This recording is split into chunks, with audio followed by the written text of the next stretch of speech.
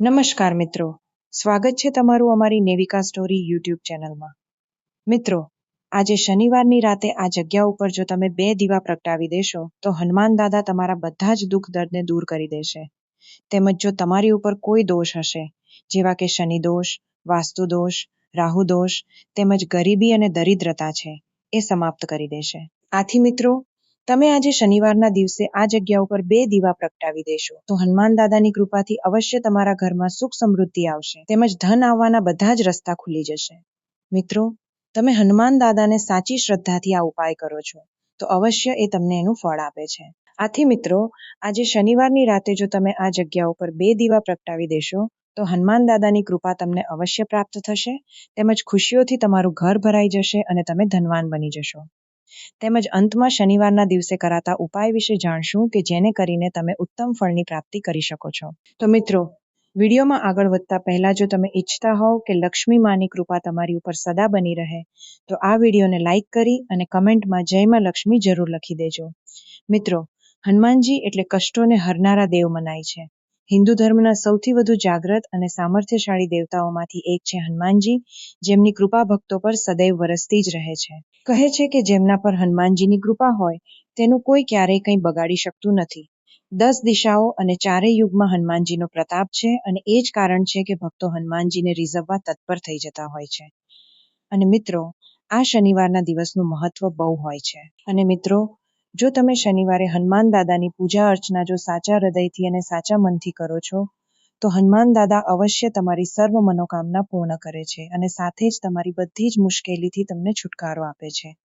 તો મિત્રો, આ ઉપાયને તમારે કેવી રીતે કરવાનો છે, ક્યાં કરવાનો છે અને મિત્રો, ઉપાયમાં તમારે કઈ કઈ વસ્તુનું ધ્યાન રાખવાનું છે, તો આ બધી જ જાણકારી અમે તમને આજના આ વિડીયોમાં આપશું. તો આવો મિત્રો, આ વિડીયોમાં આગળ વધીએ.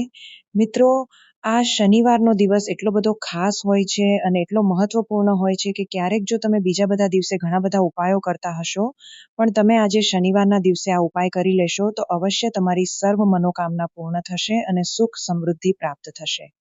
ઘણા લોકો છે કે જેણે શનિવારના દિવસે 2 દીવાનો ઉપાય કરી લીધો છે અને તે લોકોને આ ઉપાયનું ફળ પણ મળી ગયું છે. તો મિત્રો, જો તમે પણ આ ઉપાય આજે શનિવારના દિવસે કરી લેશો તો અવશ્ય તમને ઉત્તમ ફળની પ્રાપ્તિ થશે. તો મિત્રો, ઉપાયને કરવા માટે તમારે પહેલા ઉપાયને સમજવો વધુ આવશ્યક માનવામાં આવે છે. અને મિત્રો, આ ઉપાયને કર્યા પછી તમારા ઘરમાં ભલે ગમે તેવી સમસ્યા ચાલતી હોય કે તમે તેનું કારણ પણ તમને ખબર ન હોય કે આ સમસ્યા કેવી રીતે આવે છે, તો મિત્રો આનું કોઈ પણ કારણ હોઈ શકે છે. જેવી રીતે પિતૃદોષ હોઈ શકે છે અથવા તો કોઈ પણ પ્રકારનો મંગળ દોષ પણ હોઈ શકે છે અને મિત્રો બીજા ઘણા બધા પ્રકારના દોષો હોઈ શકે છે. પણ મિત્રો, તમારે આજે શનિવારના દિવસે આ ઉપાયને કરવા માટે તમારા દોષને પણ જાણવાની જરૂર નથી. મિત્રો, આજે શનિવારના દિવસે જો તમે આ 2 દીવાવાળા ઉપાયને કરી લેશો તો તમારી મનોકામના પૂર્ણ થશે. તો મિત્રો, આવો આપણે જાણીએ કે આ ઉપાયને આપણે કઈ રીતે કરવાનો છે. તો મિત્રો, સૌ પ્રથમ આપણે સમજીએ કે આ 2 દીવાવાળા ઉપાયને કોણે કોણે કરવાનો છે. તો મિત્રો, આ 2 દીવાવાળો ઉપાય છે એ શા માટે કરવામાં આવે છે? તો મિત્રો, આ ઉપાય છે એ પોતાની મનોકામનાની પૂર્તિ માટે શનિવારના દિવસે કરવામાં આવે છે. તેમજ તમારા જીવનમાં જે પણ દુઃખ કે સમસ્યા છે એને દૂર કરવા માટે ઉપાય કરવામાં આવે છે. અથવા તો તમારું અમુક એવું કાર્ય છે કે જે પાર પડતું ન હોય તો મિત્રો તમે આજે શનિવારના દિવસે આ 2 દીવાવાળો ઉપાય કરી શકો છો. તો મિત્રો, તમે પોતાની કોઈ પણ પ્રકારની મનોકામના માટે આ ઉપાયને કરી શકો છો. તો આ ઉપાય એ વ્યક્તિ જ કરી શકે છે કે જે વ્યક્તિને પોતાની કોઈ પણ પ્રકારની મનોકામના હનુમાન દાદાની કૃપાથી પૂરી કરાવવી હોય. તેમજ મિત્રો, જે ઘરની માતા અથવા તો બહેનો જે હોય કે જે ઘરની સુખ સમૃદ્ધિને વધારવા માંગતી હોય તો મિત્રો એ લોકો પણ આ 2 દીવાવાળો ઉપાય કરી શકે છે. કારણ કે મિત્રો, માતાઓ અથવા તો બહેનો જે હોય છે એ ઘરની લક્ષ્મી હોય છે અને જો ઘરની લક્ષ્મી કોઈ વિશેષ ઉપાય કરે છે તો અવશ્ય તેને ઉત્તમ ફળની પ્રાપ્તિ થાય છે. તેની સાથે જ મિત્રો, ઉપાયને કોઈ પણ વ્યક્તિ કરી શકે છે. તે નાનો માણસ હોય અથવા તો મોટો માણસ પણ આ ઉપાયને કરી શકે છે. જે પણ વ્યક્તિને આ 2 દીવાવાળો ઉપાય આજે શનિવારના દિવસે સમજમાં આવી ગયો તેનો બેડો પાર થઈ જશે. કારણ કે મિત્રો, આજે શનિવારના દિવસે હનુમાન દાદા બહુ આસાનીથી પ્રસન્ન થઈ જાય છે. તો મિત્રો, આવો આપણે જાણીએ કે આ 2 દીવાવાળા ઉપાયને તમારે કેવી રીતે કરવાનો છે. તો મિત્રો, આજે શનિવારના દિવસે તમે આ ઉપાય સવારના સમયે કરી શકો છો. પણ જો મિત્રો તમે સવારે આ ઉપાય ન કરી શકો, તો મિત્રો તમે આ ઉપાય બપોર પછી પણ કરી શકો છો. એટલે કે મિત્રો તમે આ ઉપાયને પ્રદોષ કાળમાં પણ કરી શકો છો. મિત્રો, પ્રદોષ કાળનો સમયગાળો છે એ 6 થી 7 વાગ્યા સુધીનો સાંજનો સમય હોય છે. આથી આ સમય પણ ઉત્તમ અને શુભ માનવામાં આવે છે. તેની સાથે જ મિત્રો, ઘણા લોકો એવા હશે કે જે નોકરી કરતા હોય છે અથવા તો પોતાના કામમાં વ્યસ્ત હોય, તો તે લોકો 6 થી 7ના સાંજના ગાળામાં ઉપાય ન કરી શકે, તો તે 8 વાગ્યા સુધીમાં ઉપાયને કરી શકે છે.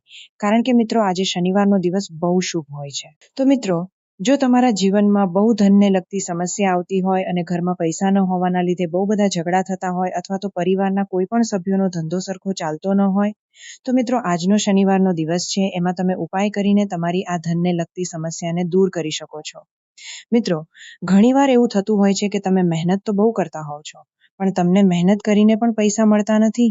તો મિત્રો, આજે તમે આ ઉપાયને કરીને તમારી સમસ્ત મનોકામનાની પૂર્તિ કરી શકો છો. તો મિત્રો, આવો આપણે આજના આ શનિવારના 2 દીવાના ઉપાય વિશે જાણીએ. તો મિત્રો, સૌ પ્રથમ તમારે આ ઉપાય કરવા માટે 2 દીવા અને થોડીક દળેલી હળદરની જરૂર પડશે. તો મિત્રો, આ એક હળદરવાળો દીવો તમે આજે શનિવારના દિવસે આ જગ્યા ઉપર જો પ્રગટાવી દેશો, તો તમને ઉત્તમ ફળની પ્રાપ્તિ થશે. તેમજ મિત્રો, આ હળદર અને લવિંગના દીવાવાળો ઉપાય છે એ તમને બહુ જ ધનવાન બનાવી દેશે. મિત્રો, આજનો વિડીયો છે એ શનિવારના દિવસે આ હળદર અને લવિંગના ઉપાય વિશે છે. આથી મિત્રો, આ લવિંગ અને હળદરને વાસ્તુશાસ્ત્રમાં બહુ શુભ માનવામાં આવે છે. અને મિત્રો, તમે જો આજે શનિવારના દિવસે આ ઉપાય કરો છો, તો હનુમાન દાદાની સાથે શનિદેવની પણ તમને કૃપા પ્રાપ્ત થાય છે. તો મિત્રો, તમારે આજે શનિવારના દિવસે 1 ચપટી હળદર લેવાની છે અને 1 માટીનો દીવો લેવાનો છે. તેની સાથે જ 2 લવિંગ લેવાના છે. તેની સાથે જ 1 વાટ લેવાની છે. તેની સાથે જ મિત્રો, તમે માટીના દીવામાં સરસવનું તેલ, હળદર તેમજ 2 લવિંગ મૂકીને તમારે હનુમાન દાદાનું ધ્યાન કરવાનું છે. મિત્રો, આ 3 વસ્તુઓ તમારા જીવનમાં ચમત્કારનું કામ કરે છે. તમારા ઘરની આજુબાજુમાં જ્યાં પણ હનુમાન દાદાનું મંદિર હોય, તો તમારે ત્યાં એક સરસવનો દીવો તેમજ તેમાં હળદર અને 2 લવિંગ નાખીને હનુમાન દાદાના મંદિરે આવા 2 દીવા પ્રગટાવી દેવાના છે. અને જ્યારે પણ તમે આ દીવા પ્રગટાવો છો, તો તમારે તમારી જે પણ મનોકામના હોય તેનું તમારે સ્મરણ કરવાનું છે. અને મિત્રો, શનિવારના દિવસે જો તમે આ 2 દીવાવાળો ઉપાય હનુમાન દાદાના મંદિરે જઈને કરી લેશો, તો અવશ્ય તમારી મનોકામના હનુમાન દાદાની કૃપાથી પૂરી થઈ જશે. કારણ કે મિત્રો, આજે શનિવારના દિવસે તમે હનુમાન દાદાને અનુલક્ષીને કોઈ પણ ઉપાય કરો છો, તો હનુમાનજી મહારાજની કૃપાથી તમારી સમસ્ત મનોકામનાની પૂર્તિ થાય છે. તો મિત્રો, તમે આ ઉપાય સિવાય હનુમાન દાદાને લગતા વિશેષ ઉપાય બીજા શનિવારના દિવસે પણ કરી શકો છો. તો મિત્રો, આપણે એ ઉપાય વિશે જાણીએ. તો મિત્રો, કળિયુગમાં આ એક હનુમાનજી એક એવા દેવતા છે કે જે પોતાના ભક્તોની મનોકામના થોડીક જ વારમાં પૂરી કરી દે છે. આથી જો મિત્રો તમે હનુમાન દાદાને અનુલક્ષીને અમુક એવા ઉપાય કરો છો અને જો તે તમારી ઉપર પ્રસન્ન થઈ જાય છે, તો તમે અવશ્ય ઉત્તમ ફળની પ્રાપ્તિ કરી શકો છો. જો મિત્રો, તમને શનિદોષ અથવા તમારી કુંડળીમાં કોઈ ગ્રહદોષ હોય, તો મિત્રો તમે શનિવારના દિવસે અમુક વિશેષ વસ્તુઓ પણ અર્પણ કરીને તમારી બધી જ મુશ્કેલીઓમાંથી મુક્તિ મેળવી શકો છો. તો મિત્રો, શનિવારના દિવસે હનુમાન દાદાને એવી કઈ વસ્તુ ચડાવવી જોઈએ કે જેનાથી તમારા જીવનમાં જે પણ કષ્ટ, જે પણ મુશ્કેલીઓ છે, એનાથી તમે મુક્તિ પામી શકો છો. તો મિત્રો, શનિવારના દિવસે શનિદેવ તેમજ હનુમાન દાદાને એક સાથે પ્રસન્ન કરવા માટે હનુમાન દાદાને લાલ રંગના વસ્ત્રો અને સિંદૂર તેમજ ચમેલીનું તેલ અને લાલ રંગના ફૂલ અર્પણ કરવા જોઈએ. તેમજ મિત્રો, શનિવારના દિવસે શ્રી હનુમાન ચાલીસાનો પાઠ કરવાથી વિશેષ લાભની પ્રાપ્તિ થાય છે. મિત્રો, આ ઉપાયથી તમારા જીવનની બધી જ બાધા દૂર થઈ જાય છે અને મિત્રો, તમને ધનને સંબંધિત જે પણ સમસ્યા છે એમાં પણ તમને રાહત મળશે. મિત્રો, શનિવારના દિવસે પીપળાના વૃક્ષની પૂજા કરવાનું પણ બહુ શુભ માનવામાં આવે છે. આથી મિત્રો, પીપળાના વૃક્ષની પૂજા આજે શનિવારના દિવસે કરવાથી બધા જ પ્રકારના દોષ દૂર થઈ જાય છે. મિત્રો, શનિવારના દિવસે તમારે શું કરવાનું છે? તો મિત્રો, તમારે 11 પીપળાના પાન લેવાના છે અને આ પાન આખા હોવા જોઈએ, પણ તૂટેલા હોવા ન જોઈએ. આથી મિત્રો, આ બધા જ પીપળાના પાનને તમારે સ્વચ્છ પાણીથી સાફ કરીને હનુમાન દાદાના મંદિરે લઈને જવાના છે. અને મિત્રો, આ બધા જ પીપળાના પાંદડા ઉપર તમારે ચંદનથી શ્રીરામ લખવાનું છે અને આ પીપળાના પાનની માળા બનાવીને અર્પણ કરવાની છે. તેમજ મિત્રો, શનિવારના દિવસે સરસવના તેલનો દીવો સૂર્યાસ્ત પછી હનુમાન દાદાના મંદિરે પ્રગટાવવાનો છે.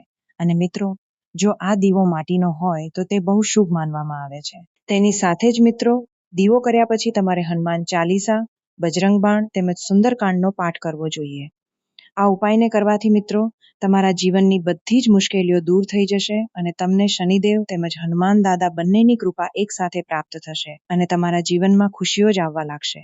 તેમજ આ ઉપાય કરવાથી તમારા જીવનની બધી જ સમસ્યા દૂર થઈ શકે છે. તો મિત્રો, આ ઉપાયને તમે સાચી શ્રદ્ધાથી કરી લેશો તો તમને અવશ્ય ઉત્તમ ફળ પ્રાપ્ત થશે.